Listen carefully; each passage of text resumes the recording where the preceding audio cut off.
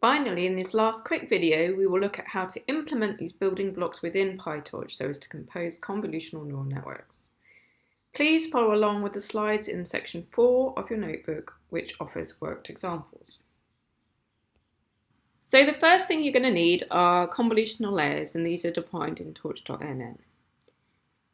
So for these, you need to define the size only of your input channels, so not the height and width.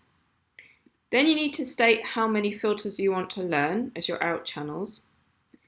The parameters kernel size, stride and padding can either be passed as an integer as shown here, 3, in which case the height and width are assumed to be the same, which is most often going to be the case. On the other hand, they can be passed as tuples, which fully define the shape of each of the dimensions of the kernels. Noting that the depth of your convolutional kernels are going to have to be the same as your input channels, and so these are going to be inferred by default. And then padding is the last argument passed here, and that's set to 1, which for a 3x3 kernel is going to ensure that you return a same convolution. The output will be the same size as your input. Note here that nnconv2d is a class, and you need to create an instance of it, and so give it a name, which you can use to call it later. So here we've called it operation. In your networks constructor, however, this would be preceded by self, i.e. self.operation, so that you can save it as an attribute of your network class and call it in the forward function. Next, you're going to have to ensure that your input tensors are floats, otherwise it will throw an error because it can't track the gradients unless they're floats. So you can try all this out for yourself in your notebook.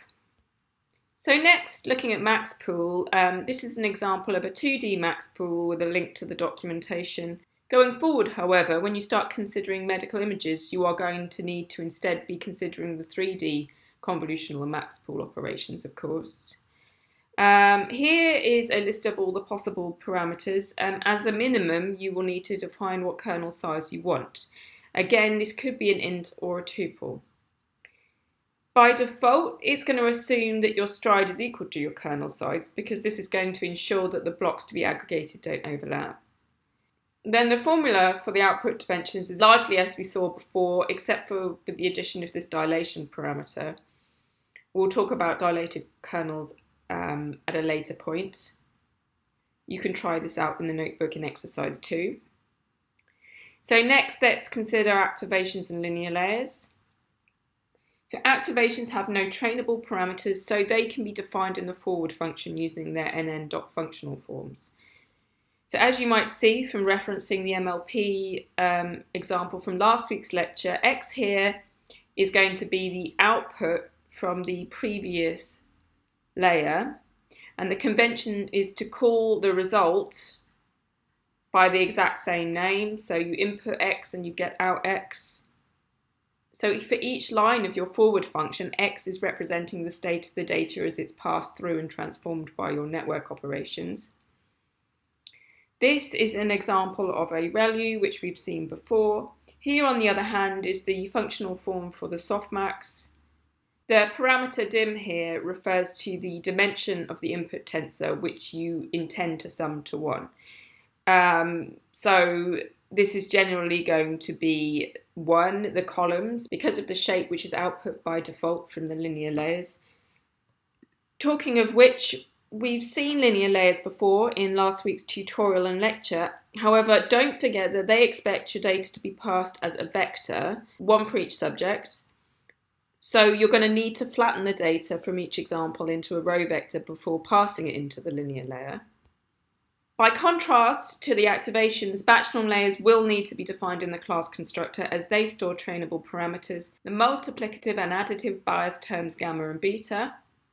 Thus, it's also defined as a class in torch.nn.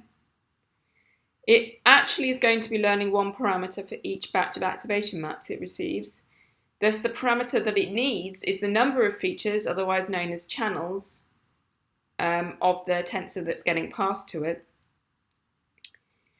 This link here is again for a 2D batch norm. As before, for 3D images, you'll need to use the 3D form. Here's an example of how it can be used, taken from the week 3 architectures notebook. So here you can see it created in the constructor. It's passed as parameters the number of channels from the previous convolutional layer. Then when it's applied in the forward function, the input argument corresponds to the tensor output from the previous layer. And as for dropout, the only parameter is the dropout rate, which is 0.5 by default.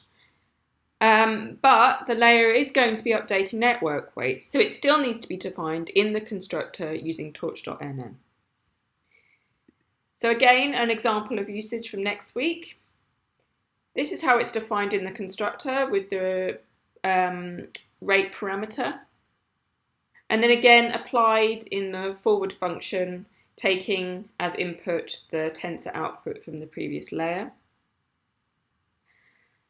Just one quick note here, if you're wondering where the ReLUs got to, this is because they're all batched up in this double conv block, where double conv here is an example of a nn.sequential block. So nn.sequential is a tool for tidying up code through batching up repeated submodules. In other words, for example, you can see it here applied to a convolutional block, which is always set up as a convolution followed by a batch norm followed by a ReLU, at least in the context of this network.